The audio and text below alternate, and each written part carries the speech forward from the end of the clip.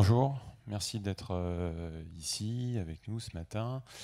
Je remercie aussi toutes les personnes qui sont en remote, virtuel, dans ce nouveau monde qui est le nôtre. Je vais tout de suite engager le sujet. Donc on s'est occupé cette année, ça fait la 4e année d'ailleurs qu'on vient à l'EBG Benchmark, au nom de Valtech. On s'est occupé cette année du chapitre sur les PIM et les DAM, ou les DAM et les PIM. Je crois que c'est comme ça qu'on a travaillé sur cette présentation. Les années précédentes, on s'était concentré sur le social listening, le social engagement et puis l'analytique. Donc, je suis Pascal Malotti, je m'occupe de stratégie, de business développement, des problématiques parfois autour du change management et de la transformation digitale. J'ai pas mis de slide sur Valtech volontairement, comme ça vous viendrez nous voir à notre stand avec Clément qui est ici, qui est directeur du Newbies. Simplement quelques mots quand même sur Valtech. On est une agence digitale française, plus de 3000 collaborateurs. On a fait un choix volontaire aujourd'hui d'avoir une présence mondiale, c'est-à-dire qu'on est présent dans 16 pays, 45 bureaux. Et comme notre nom l'indique, Valtech, Value Through Technology, c'est un nom qui crée de la stickiness pour la technologie. On est quand même très centré sur les problématiques de plateformes digitales et la capacité à accompagner des acteurs qui sont des acteurs internationaux avec des problématiques de multimarques sur des transformations de plateformes digitales comme les PIM et les DAM dont on va parler, mais pas que. On est une agence full services. Et on aime bien faire. Voilà. Vous verrez si vous venez nous voir, c'est Transform by Doing, notre signature aujourd'hui. C'est-à-dire qu'assez rapidement, on aime bien rentrer dans les problématiques en POCant, notamment en montant des prototypes. Néanmoins, en ce qui me concerne, j'aime bien aussi vous accompagner sur de la stratégie, sur des sujets un peu plus aériens. Alors, bon, on parle beaucoup de buzzwords, vous le savez, dans notre métier. On parle beaucoup d'expérience, on dit qu'on est rentré dans l'économie de l'expérience et on n'est plus dans une économie de production de masse. On parle beaucoup de personnalisation, alors souvent avec la personnalisation on parle plutôt de machine learning, d'intelligence artificielle. On parle aussi évidemment d'un écosystème très très élargi aujourd'hui pour les marques et en général on parle de stratégie omnicanal. Donc pour arriver à faire tout cela, il y a 2 enfants cachés dans la plateforme digitale. C'est-à-dire, quand je dis 2 enfants cachés, c'est des plateformes dont on parle très très peu en général et qui pourtant sont très structurantes dans la vie d'une entreprise et qui permettent de pouvoir atteindre tous ces objectifs et donc qui permettent d'avoir une proposition de valeur de différenciation qui crée donc pour les utilisateurs finaux finalement les expériences qu'ils souhaitent vivre avec des marques. Et donc ces 2 outils qui sont des outils à la fois de décentralisation et finalement de redistribution des contenus, ça s'appelle des DAM et des PIM. L'image que vous aviez précédemment, c'était justement un showroom sans véhicule qui a été lancé par Audi dès 2012 et qui nécessitait notamment la mise en place d'un PIM et d'un DAM. Alors le DAM, bon, vous verrez, les termes sont français, donc en général on a plutôt l'habitude de parler d'assets que d'atouts, mais c'est la traduction. Et tout de suite, entre nous, en termes de nomenclature, on va parler de contenu visuel. Donc le DAM, en fait, Digital Asset Management, c'est un outil qui permet de créer, de conserver et de gérer des contenus qui sont des contenus visuels, c'est-à-dire des photos ou bien des vidéos. Et ça permet d'organiser autour de ce type de plateforme des processus de travail, de l'accès, de la recherche. Le moteur de recherche est très très important. Une taxonomie aussi, c'est très important de savoir finalement nommer ces fichiers de manière totalement rationnelle, du stockage et puis de l'archivage. Donc ça fait beaucoup de choses. Et c'est aujourd'hui utilisé par grand nombre de personnes dans une organisation. Ça peut être utilisé par évidemment des équipes créatives. Vous êtes un photographe de renom pour une marque de cosmétiques et finalement vous allez à un moment faire un shooting photo et vous allez avoir accès à cet outil pour stocker les visuels de votre shooting photo. Vous pouvez pouvez être une équipe marketing et évidemment vouloir accéder à ces visuels ou ces vidéos pour vos campagnes médias. Vous pouvez être du juridique, on le verra, mais il y a une grosse problématique liée aux ayants droit, notamment sur ces visuels. Une équipe commerciale, parce que vous êtes dans des échanges, du merchandising sur des plateformes de e-commerce. Et puis, les marques, évidemment, sont présentes et la direction de l'IT, puisque c'est une plateforme patrimoniale. Certes, aujourd'hui, toutes ces plateformes sont dans le cloud, mais néanmoins, ces plateformes sont avant tout la propriété d'une entreprise qui, à un moment, va acheter une prestation de service, mais surtout qui va acheter l'usufruit de ces plateformes. Alors, voilà un petit peu l'écosystème qui va graviter autour d'un DAM. Donc le DAM aujourd'hui, ce n'est pas simplement un outil qui va encadrer la production de contenu, ça permet aussi en fait de pouvoir diffuser ces contenus, bien évidemment, ça permet de faire rayonner ces contenus, de pouvoir aussi les mutualiser, les réutiliser dans le temps sous différents formats, et donc ça permet finalement la mise en valeur d'une marque sur, vous le savez, des éléments qui sont de plus en plus impactants, puisque aujourd'hui, on a par exemple des retours d'expérience sur des sites de e-commerce où on se rend compte que les utilisateurs sont capables d'acheter un produit sur la seule puissance, le seul impact d'un visuel ou d'une vidéo, et que les gens lisent de moins en moins les textes. Donc le DAM, dans ce contexte, devient de plus en plus important. Alors après, il y a toujours la même problématique, et pour l'avoir vu dans des organisations, la question n'est pas de savoir quel outil on va choisir. À un moment, l'outil va évidemment venir sur la table, mais la question est de savoir quels sont vos objectifs et quels sont vos besoins. Et c'est comme ça que l'on aime procéder dans une logique de plateforme, quelle que soit la typologie de plateforme d'ailleurs. Et j'ajoute un autre élément, ces plateformes sont avant tout des outils de productivité. Donc, bien évidemment, on a des problématiques de mise en œuvre, donc des problématiques de définition d'un périmètre de vos besoins, de mise en œuvre technique, de mise en place de processus de travail, comme je l'ai indiqué, mais il y a aussi une problématique d'adoption. L'adoption, c'est un sujet important, c'est la fin du projet. On va rebalayer un peu rapidement ensemble la méthodologie de ce type de projet, mais néanmoins, un outil qui a un coût, parce que certains outils ont des coûts très importants en coûts de licence. Vous allez en voir ensuite des coûts de mise en œuvre, d'implémentation et puis des coûts de maintenance sur des outils qui aujourd'hui ont des coûts certains. Vous vous dites que demain, vous avez envie d'avoir une bonne adoption. Et quand on parle d'adoption, d'ailleurs, très rapidement, on se dit que ce qui est important aussi, c'est l'interface utilisateur. Ce sont des outils, certes, de productivité. On n'est pas sur une interface de type gaming, on n'est pas là pour faire joujou, mais néanmoins, il faut quand même que ces outils ne soient pas rebutants, surtout sur les populations dont je vous ai parlé. On parle encore une fois de populations parfois qui peuvent être des créatifs, des populations marketing.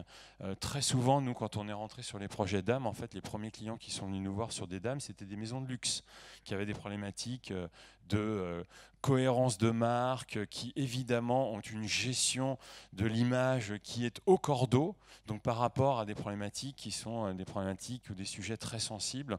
Autant vous dire que faire monter sur ces nouveaux outils, ces plateformes, des gens qui n'ont jamais utilisé ce type de plateforme, pas des gens qui font du Salesforce CRM toute la journée, eh bien, la nécessité quand même d'avoir des interfaces qui sont attrayantes pour ce type de public est important. Bien évidemment, il faut aussi des modules qui soient hyper concrets de gestion de ces assets. On en a parlé auparavant. Il faut des connecteurs aussi qui soient le plus souvent préconfigurés, c'est-à-dire que un DAM va s'inscrire dans un écosystème, on le verra après avec le CMS, là on parle de la connexion à un PIM, puisque si on rassemble finalement les données d'un PIM et les données d'un DAM, on a une fiche produit sur un site de e-commerce, très simplement. Et puis la nécessité évidemment de sécuriser ces contenus. C'est même souvent, ça a été le point de départ des projets DAM dans les organisations, c'est-à-dire que on peut reprendre l'exemple d'une marque de cosmétiques. Quand vous avez en permanence des données visuelles qui circulent par différents types de personnes, eh bien, jusqu'à maintenant, vous aviez tout et n'importe quoi. Ça passait par des WeTransfer, des Dropbox, des OneDrive, tout un tas de plateformes qui étaient plus ou moins bien sécurisées, avec des circuits de validation pas véritablement bien établis. Et donc, on se retrouvait dans une forme de cacophonie organisationnelle où, évidemment, hein, ça fonctionnait, mais néanmoins, c'était absolument pas bien hiérarchisé et bien fluidifié en termes de gestion des accès, de gestion des droits. Donc ça aussi, c'est un élément très important. Les DAM, c'est aussi des outils qui permettent de sécuriser l'accès à des données qui peuvent être parfois très sensibles. Encore une fois, on en reparlera tout à l'heure, mais quand vous avez des égéries qui sont parmi les personnes avec lesquelles vous travaillez et donc dont l'image va être diffusée sur des plateformes de type médias sociaux, autant vous dire que cette notion de sécurité est importante. Bon. Un projet, vision type d'un projet hein, assez classique avec une discovery, donc la définition des besoins, la priorisation, parce que très souvent on ne peut pas tout faire tout en même temps.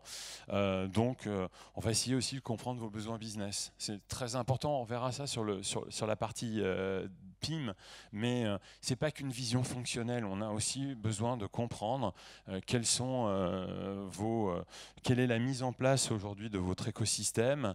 Sur la phase, si on prenait un Customer Journey, vous savez, sur la phase 1, 2 et 3, c'est-à-dire pré-purchase, purchase et post-purchase, la partie service finalement, quelle est là où vous mettez aujourd'hui de l'impact en tant qu'entreprise? Beaucoup d'entreprises aujourd'hui continuent à mettre beaucoup d'impact sur la phase 1, c'est-à-dire toute la phase de pré-purchase. Et souvent, la phase de pré-purchase, c'est de l'advertising, hein, c'est de la publicité. Ça passe évidemment le plus souvent par les médias sociaux. Mais donc, dans cette configuration, nous, pour écrire un cahier des charges et pour commencer à rédiger des specs fonctionnels qui soient les plus lisibles et fluides possibles pour une organisation, on a besoin de comprendre. Ensuite, évidemment, on va designer, hein, c'est-à-dire qu'on va définir finalement quelle est la part de paramétrage, quelle est la part d'intégration et aussi la part d'accès à donc, cet écosystème, donc ces différents outils. Et puis ensuite, on va implémenter, voilà, le développe, implémenter, et ensuite on va déployer donc à l'échelle avec de la méthodologie agile. Hein, chez Valtech, la méthodologie agile, c'est un dogme quasiment, c'est une forme de religion. On a été la première entreprise en Europe à avoir introduit le manifeste agile en 2002, donc autant vous dire qu'on continue à faire de l'agile et à y croire. Et puis ensuite, évidemment, on forme les gens, parce que si on ne forme pas les personnes avec l'éditeur, parfois, bien évidemment, eh bien, l'adoption va s'en trouver finalement altérée et on va obligatoirement optimiser. Donc là, c'est le backlog, le fameux backlog qui nous permet de continuer à déployer à l'échelle de nouvelles fonctionnalités ou des fonctionnalités qui n'étaient pas prioritaires par rapport à un temps de développement et de mise en œuvre. Bon, classique, hein. Une étude de cas. Alors j'ai le droit d'en parler puisque je vous le disais, on travaille avec énormément, on a un vertical luxe en France et malheureusement très souvent on est tenu par le secret des dieux. Donc on avait présenté ce cas dans un symposium Adobe. C'est un cas intéressant parce qu'on n'y penserait pas comme ça a priori. On se dirait pas, tiens, la fondation Louis Vuitton, ils ont besoin d'un DAM. Ah oui, la fondation Louis Vuitton, ils ont besoin d'un DAM et c'est même vital dans leur organisation. Ils ont finalement plein d'actifs. Ça s'appelle des tableaux, des œuvres d'art contemporaines, puisque vous le savez, c'est sur l'art contemporain, pardon. Et dans ce cadre-là, ça a été l'un des premiers outils quand ils ont ouvert avec le CMS, et on verra le sujet de la connexion entre le DAM et le CMS, mais c'était l'un des premiers outils dont ils avaient un besoin impérieux de mise en place. Et l'un des éléments, évidemment, c'était la gestion des droits, puisque sur des œuvres d'art, il y a des ayants droit, des familles qui souvent sont ayants droit sur des décennies et des décennies, et ça demande une gestion spécifique. Voilà. Donc là, c'est un élément essentiel dans la mise en place d'un DAM, mais ça ne sert pas qu'à ça. encore une fois, ça sert aussi à se dire que vous allez pouvoir comme ça utiliser le DAM comme un vecteur de diffusion d'expériences digitales, notamment des expériences muséales digitales ou sur des assistants culturels. Toutes les informations visuelles finalement vont être diffusées à partir d'un DAM qui a été structuré évidemment à l'échelle pour cette organisation. Voilà, donc c'est aussi intéressant parce que on est souvent, encore une fois, partie des acteurs dans le monde du luxe. Indirectement, on est encore une fois dans un monde qui est assez connexe, même si la Fondation Louis Vuitton n'a rien à voir en termes d'organisation avec la marque Louis Vuitton ou même LVMH. Oui, c'est rattaché à, en effet, mais en termes d'organisation et de mise en œuvre de leur stratégie digitale, c'est différent. Et puis, on se rend compte aujourd'hui que tous les acteurs ont cette problématique du DAM. Ça ne concerne pas simplement les acteurs du luxe qui sont, encore une fois, très très à cheval sur leurs problématiques en termes d'image et qui sont très souvent d'ailleurs à censurer leur image ou à être très sensibles sur l'utilisation de ces images et des droits à l'image. Bon, là, on a essayé sur ce schéma, donc c'est un schéma du marché, hein, je vous avoue, on n'a pas réinventé le schéma, mais il est pas inintéressant parce que, il montre la connexion naturelle entre un DAM et un CMS. Et d'ailleurs, j'ajoute que certains éditeurs, alors pour l'instant on n'a pas encore parlé des éditeurs, certains éditeurs ont cette proposition de valeur en natif. C'est-à-dire que, prenez un acteur comme Adobe, qui aujourd'hui est un des acteurs qui couvre en termes de spectre de plateformes digitales sûrement le champ le plus important, eh bien, la proposition du CMS et du DAM sont très intégrés l'un à l'autre avec Adobe Experience Manager. Donc là, vous avez, on va dire, recensé tous les sujets, toutes les problématiques, toutes les thématiques qu'il faut gérer quand vous êtes en train de travailler sur une problématique de DAM. Donc, vous le voyez, hein, il y a une problématique très souvent de search, par exemple. Donc, est-ce que les capacités de recherche du DAM sont pertinentes, efficaces? Là aussi, c'est la taxonomie, mais encore une fois, quand vous êtes sur des volumes de données visuelles qui sont très importants, c'est quelque chose d'essentiel. Bon, le hosting, alors ça, c'est un vrai sujet. On l'a chez certains de nos clients. Aujourd'hui, il y a une volonté très claire, notamment des éditeurs, de basculer les sites vers le cloud, enfin les plateformes de DAM vers le cloud et plus de faire du on-premise, ce qui peut parfois être sensible, encore une fois, chez certains acteurs du monde du luxe qui continuent à avoir un regard sur les problématiques de sécurité, donc l'utilisation du cloud avec une certaine forme de distanciation et de froideur. Les problématiques de collaboration, donc on l'a dit, les problématiques de collaboration d'ailleurs qui sont pas simplement des gens qui sont internes à l'organisation, mais qui peuvent parfois être externes à l'organisation. Des problématiques liées à la vidéo. Alors la vidéo, c'est évidemment le média qui monte le plus en puissance dans les organisations avec les Content Factory. Les problématiques de rendition, c'est très important, c'est-à-dire la capacité aussi à un moment d'un DAM de remettre à l'échelle un visuel sous différentes tailles et différents formats. Donc ça, c'est des logiques qui normalement peuvent être totalement automatisées sur certaines plateformes. Les imports et les exports, on en a parlé, hein. Ce sont des plateformes finalement qui à un moment vont finalement avoir stocker des données, archiver des données, mais aussi, on l'a vu, les données peuvent être exportées vers un PIM, vers un CMS, vers d'autres plateformes, puisqu'elles sont réutilisées. Elles n'ont pas vocation finalement à rester en l'état. La gestion et puis tous les processus d'optimisation.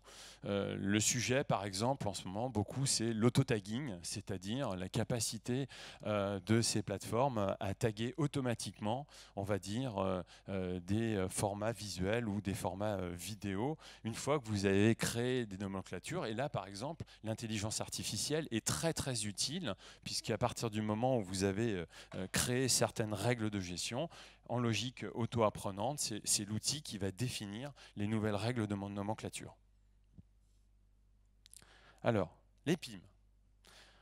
Product Information Management, le PIM, c'est l'autre partie finalement, c'est toute la partie données commerciales, très souvent rattachée à des ERP.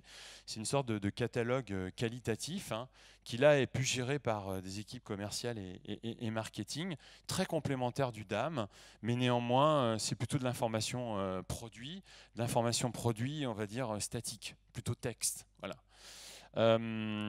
Là aussi, vous le voyez, on est sur des problématiques. Alors, on peut être notamment sur des outils qui parfois peuvent venir du e-commerce, on le verra, parfois qui viennent de la gestion de l'expérience utilisateur, parfois qui viennent de la gestion des multidomaines. Donc, les PIM peuvent venir de différentes extractions. Il y a aussi ce qu'on appelle les PIM à l'ancienne, qui sont souvent des extractions d'un système ERP, et puis des PIM un peu plus modernes qui ont véritablement été pensées en termes d'architecture pour le monde de la plateforme digitale. Néanmoins, c'est un outil qui lui aussi doit être ouvert sur un écosystème, qui doit gérer des formats, une compatibilité de formats qui va être ensuite partagée. Alors quand vous faites du merchandising ou du catalogue produit avec des tierces parties de type Amazon, le PIM et le DAM, c'est absolument essentiel pour professionnaliser les échanges de données avec un catalogue produit qui va ensuite être présent, par exemple, sur des acteurs de type Amazon. Donc ça, c'est des choses essentielles, avec notamment la nécessité d'avoir des solutions de syndication qui existent pour faire ce lien de données enrichies et de canaux de distribution. On y va? Bon, c'est un peu d'autopromotion, mais... Hamlin is one of the worldwide leaders in the manufacturing of school and office products. We are very well known through our brands and mainly Oxford. Oxford is the leading brand in books and pads in Europe, and soon I hope it will be very well known in the US and in Australia. And the online channels are really booming in our industry. Some key players are really driving the game, and so we have realized that we needed to implement a PIM in the group to gather all the data that were available already in many different places, to put all in one place, to be able to maintain this data and to be able to push it to the distribution channel and to our customers. We made the choice of the InRiver PIM. They are partners with Valtech. We had immediately a fit with the consultant. We were very impressed by his knowledge about the tool, and we were sure that the project could only go well because he had so much knowledge and experience about the tool. The agile way of working of Valtech is really appreciated because it helps us define better our priorities and define the roadmap of PIM within Hamlin. It's really a high-quality relationship that we have with them. For us, they are more than just consultants that do what we request. They challenge us in a good way to develop long-term solutions. This has built a new way of working, a more collaborative way of working. It was important for us to have a partner that will help us build this tool that will serve all the company internationally. Today, the way of reaching the consumers and the channels are different than they used to be in the past. And the online channel is taking a major role in our distribution strategy. We also now develop some interfaces with data integrators that are suppliers of our distributors. So now we are in a phase to automate our product info supply to our distributors, and yes, it's quite exciting. Vous l'avez compris, ce qui est intéressant, c'est que Il y a des gens qui sont dédiés à faire des projets PIM, comme il y a des gens qui sont dédiés chez Valtech à faire des projets DAM, donc ils ne font que ça. Donc a priori, ils ont un certain savoir-faire. Vous avez vu aussi, ça aide à désiloter les organisations finalement, et puis ça aide à s'ouvrir, encore une fois, sur un réseau de distribution qui soit physique, que ce soit online, que ce soit d'ailleurs des logiques B2B ou des logiques B2C. Donc on va dire que toutes les dimensions à géométrie variable fonctionnent parfaitement. Bon là, une implémentation, un projet d'implémentation qui va aussi démarrer par une discovery. Qu'on peut faire des discoveries chez Valtech à 20 000 €, 15 à 20 000 € pour essayer de travailler avec vous sur la définition du périmètre, de vos besoins et le choix de la plateforme. Toujours la même chose, hein, sur les plateformes, on a fait des choix, on travaille avec certains acteurs qu'on pense être les meilleurs sur le marché. Après, on est aussi agnostique, on n'est pas non plus là pour, je ne suis pas un vendeur de plateforme, comme on vendrait chez un concessionnaire automobile des marques auto, c'est pas le sujet, mais néanmoins, c'est clair qu'on a certaines spécialisations et qu'on n'a pas vocation non plus à travailler avec tous les acteurs du marché. Donc, important, là aussi, hein, il faut qu'on ait 2 jours, en général, 2 jours de workshop. Là, c'est ce qu'on est en train de faire avec un client industriel B2B qui en est encore à remplir des catalogues et des problématiques, des fonctionnalités catalogues pour ses sites internet dans des fichiers Excel et qui dit maintenant, ça suffit, il faut qu'on se professionnalise puisqu'on travaille à notre transformation digitale. Et ensuite, bien évidemment, on retrouve avec évidemment un gros sujet de modélisation de la donnée. Encore plus structurant que sur les dames avant de se dire, mais sinon les méthodologies de travail sont assez similaires, sont assez proches en termes d'implémentation de ce type de projet. Un autre cas, c'est intéressant parce qu'il n'y a pas de vente en ligne, c'est de la génération de leads, mais néanmoins de plus en plus il y a finalement des expériences enrichies et vous avez aussi un écosystème technologique qui est assez structurant. Vous avez du Commerce Tool pour la plateforme de e-commerce, donc plateforme headless. Vous avez derrière de l'Adobe AEM pour le DAM et vous avez InRiver pour le PIM. Donc il y a des gros sujets d'intégration entre les plateformes, hein, et derrière, il y a aussi évidemment un produit qui quand même est vecteur d'émotion, pour ceux qui aiment la moto en tout cas. Donc il y a un gros travail de séduction à faire dans lequel l'image et le texte évidemment associés, parce qu'il y a aussi des caractéristiques techniques sur une moto, font que sont des outils très importants pour l'aide au choix et pour se décider à prendre telle ou telle moto et ensuite à vouloir aller dans un concessionnaire pour finalement tester le produit. Convergence PIM-DAM, c'est par là qu'on va finir. Vous le savez toujours, ces plateformes, c'est toujours la même chose. Elles partent d'un centre de gravité, elles font quelque chose et progressivement, elles vont chercher à se déployer puisqu'elles ont une roadmap technologique avec des fonctionnalités, une vision normalement à 2 ou 3 ans si l'éditeur est un éditeur pérenne. Et donc, progressivement, on se rend compte qu'on va vers une sorte de convergence, de fusion. On ne croit pas, nous, chez Valtech, et on pense qu'il n'y a pas d'outils PIM qui soient des dames et des dames qui soient des PIM. On a des outils PIM qui intègrent certaines fonctionnalités dames, comme InRiver, qui permet en effet d'intégrer des formats visuels qui sont d'ailleurs simplement des repères par rapport à une chaîne de valeur beaucoup plus produit technique dans le PIM, et inversement des dames qui intègrent progressivement certaines fonctionnalités PIM.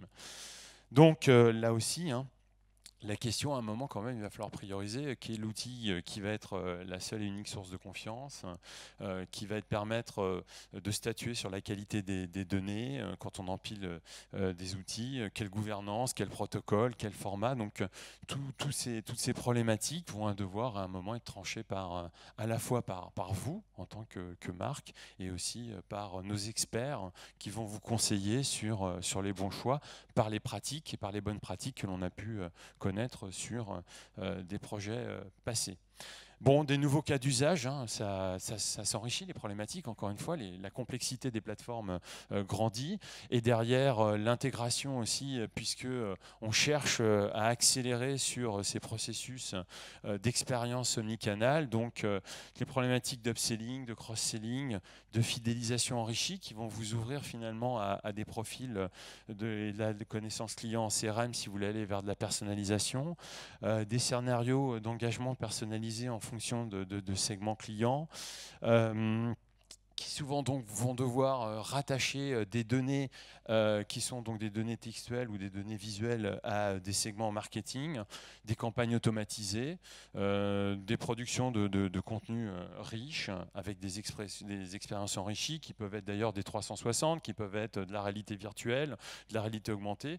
Donc tous ces sujets font que progressivement les problématiques qui sont rattachées aux DAM et aux PIM se complexifient et demandent évidemment d'avoir des logiques très spécifiques dans la gestion du projet et dans l'enrichissement du projet.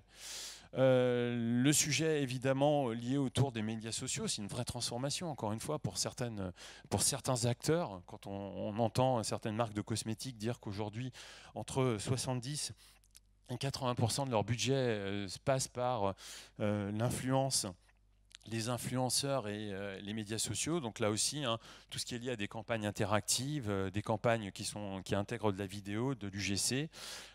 Évidemment, les problématiques liées au tunnel de conversion, quand on est sur des fiches produits qui aujourd'hui, finalement, de plus en plus intègrent toutes les dimensions. On est à la fois dans l'émotion, dans l'utilisation, dans la présentation, donc dans le pragmatisme, parce qu'à un moment, il faut vendre un produit et évidemment, il a un coût.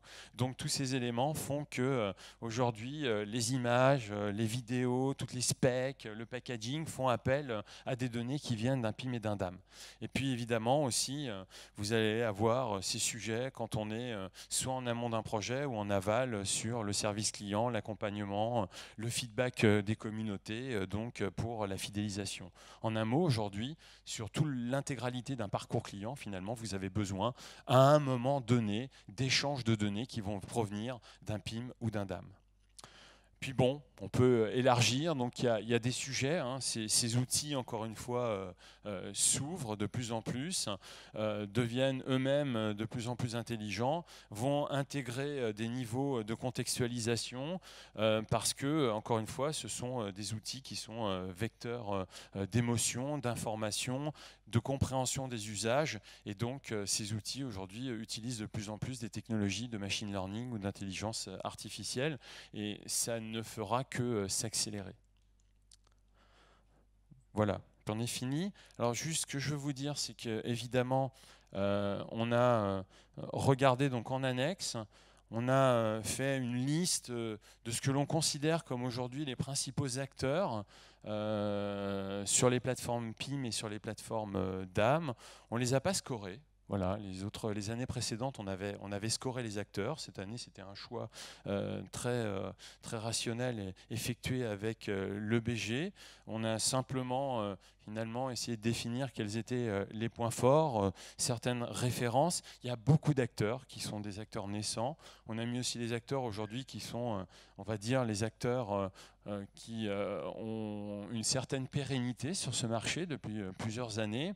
Il y a toujours une différence entre un acteur où finalement on va vous faire du développement spécifique depuis un garage et puis un acteur qui lui-même a entre 8 et 10 ans d'expérience et qui véritablement a une démarche industrialisée de son produit et de son service.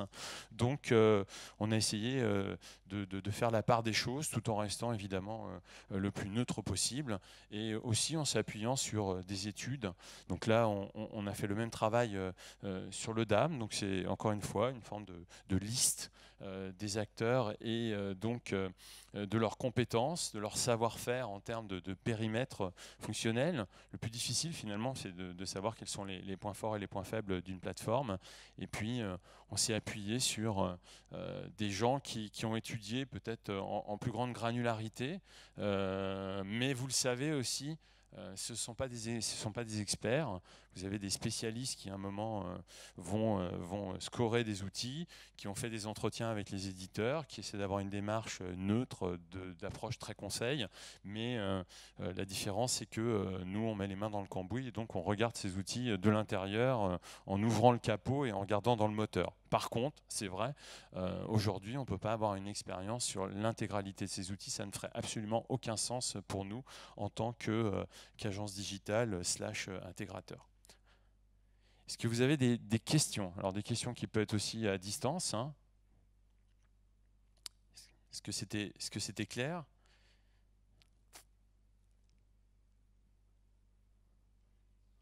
Oui, Benjamin. Oui.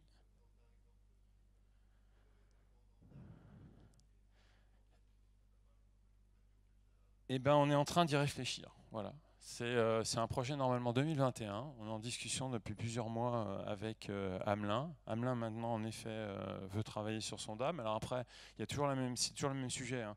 Le niveau de sédimentation des clients avec lesquels on peut travailler n'est pas le même. Il y a des acteurs qui veulent aller plus vite.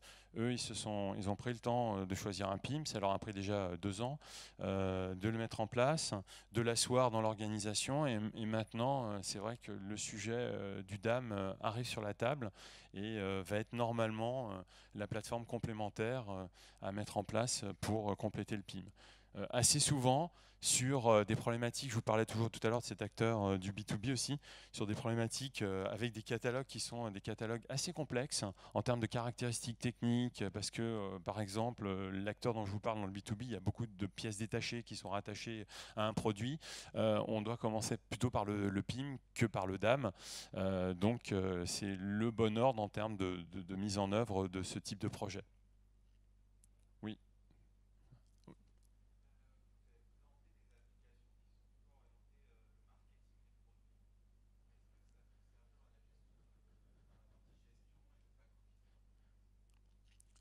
Alors, est-ce que, puisqu'il faut que je répète normalement les questions pour les personnes qui sont à distance, donc j'ai présenté des cas en effet avec des vitrines marketing, vitrines commerciales. Est-ce que ça peut servir comme de gestion de back-office? Oui, mais ce serait peut-être mettre en place une usine à gaz, entre guillemets, où on doit pouvoir faire des choses qui sont beaucoup moins coûteuses, peut-être avec des solutions beaucoup moins importantes ou du développement spécifique en termes de stockage.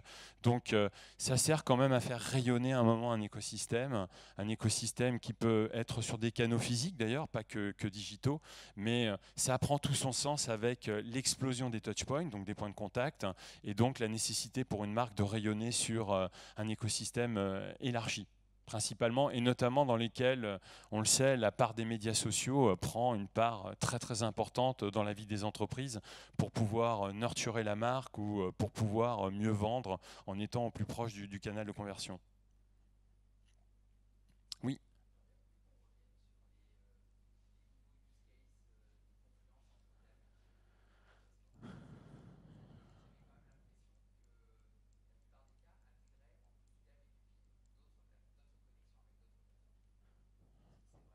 Oui, tout à fait. Donc encore une fois, on l'a vu après sur les nouveaux use cases. Notamment, il y a de plus en plus comment on associe finalement la construction dynamique. Si on est sur un site internet, à un moment, c'est une construction dynamique des contenus pour fabriquer une fiche produit. Derrière, on va essayer d'y ajouter une dimension supplémentaire qui va être le segment marketing, qui va être rattaché. Si on parle de personnalisation, finalement, ça devient un triptyque. C'est la construction d'une proposition de valeur émotionnelle qui intègre du contenu, parce qu'il y a des caractéristiques, je ne l'ai pas dit, mais dans le PIM, il y a toute la problématique des références, des référentiels produits. On parlait tout à l'heure du réseau, enfin on voyait le GDSN, hein, c'est quand même le réseau mondial de synchronisation des données dans la grande distribution. Donc il y a toutes les références qu'on appelle les SKU, hein, qui sont rattachées à un PIM, toutes les caractéristiques techniques d'un produit, toute la dimension émotionnelle avec les visuels ou les vidéos. De plus en plus sur les fiches produits maintenant, on a des présentations d'utilisation, notamment si si on prend le maquillage, hein, de plus en plus, il y a les tutoriels, les routines de maquillage qui sont intégrées directement dans les fiches produits. On va y ajouter tous les visuels pour savoir comment le produit finalement s'utilise sur différents types de peau, sur différents types de personnes d'origine ethnique différentes. Donc on a des cas qui sont de plus en plus complexes, et c'est vrai que la dimension notamment segmentation marketing aujourd'hui devient très importante, donc d'où le rattachement à un CRM ou d'où le rattachement à une Customer Data Platform.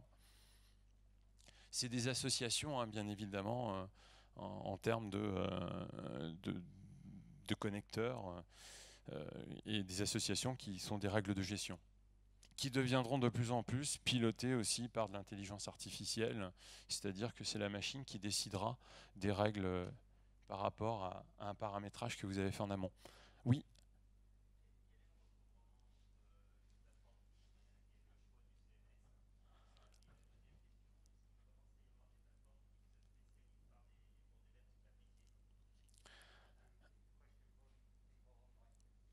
Oui, alors le recouvrement entre un PIM et un DAM, hein, c'était ça là. Ah, PIM, pardon, PIM et CMS. Le recouvrement, il y en a pas beaucoup, si ce n'est le fait de récupérer de la donnée qui finalement va être formatée pour le template final. Donc c'est plus de taux de l'échange de data. Voilà. Après, la question, comme je l'indiquais sur une slide, c'est de savoir quelle va être la plateforme qui va finalement être la plateforme maître dans ces échanges. Vous pouvez décider que c'est le PIM. C'est pour ça que, par exemple, sur le projet que je vous montrais de Yamaha, la plateforme maître, c'est le PIM, c'est pas le DAM. Et on récupère des visuels, des données visuelles et des caractéristiques visuelles sous des formats bien définis dans le PIM. Néanmoins, la gestion de ces visuels, l'archivage, la gestion des droits, c'est pas dans le PIM que ça se fait, c'est dans le DAM. Voilà. Donc ça, c'était la première question. Pardonnez-moi, votre deuxième question.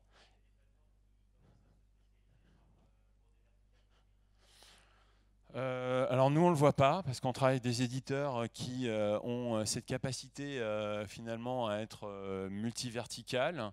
La question après c'est de savoir est-ce qu'il y a des outils qui finalement sont retravaillés, repersonnalisés parce que ça doit correspondre à une nécessité verticale, très possible. En un mot, je vous le dis différemment, est-ce que vous avez un moment de nécessité de tordre la plateforme pour qu'elle réponde à vos besoins? Je pense à la grande distribution, la réponse est oui par contre. Banque finance, oui. Alors, on n'a pas beaucoup, nous, en tout cas, d'expérience. C'est assez étonnant, encore une fois. Hein. On n'a pas eu beaucoup d'acteurs qui sont venus nous voir sur des sujets de ce type dans le monde de la banque et de la finance. Voilà. Je ne dis pas que ce n'est pas pertinent, attention. Hein. Je suis juste en train de dire qu'aujourd'hui, notamment en France, mais de ce que l'on voit en Europe chez Valtech, en ce moment, c'est beaucoup alors retail, luxe, distribution et de plus en plus des acteurs comme Hamelin dans le monde du B2B. Oui.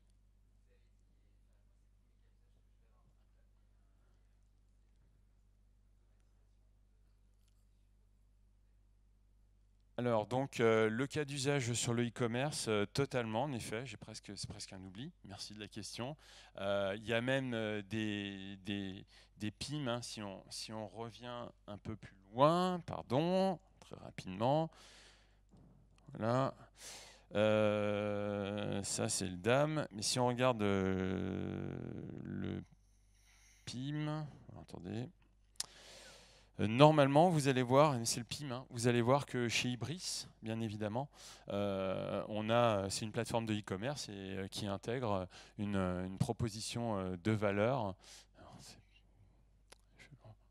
pas là parce que. En tout cas, chez Ibris, on a une proposition de valeur qui est totalement centrée sur le e-commerce. C'est vraiment l'acte de naissance de la plateforme. Donc, bien sûr, le sujet, c'est avant tout le premier accélérateur pour une marque qui vend, alors réseau traditionnel physique, mais qui à un moment a voulu créer un nouveau canal de distribution. Et c'est pas moi à vous dire que tout d'un coup, avec le confinement, quand les réseaux de distribution physique se sont arrêtés de tourner, il a fallu se dire que tiens, c'est le canal digital qui va reprendre la main, d'où l'accélération des acteurs pour investir beaucoup plus dans leur chaîne de e-commerce.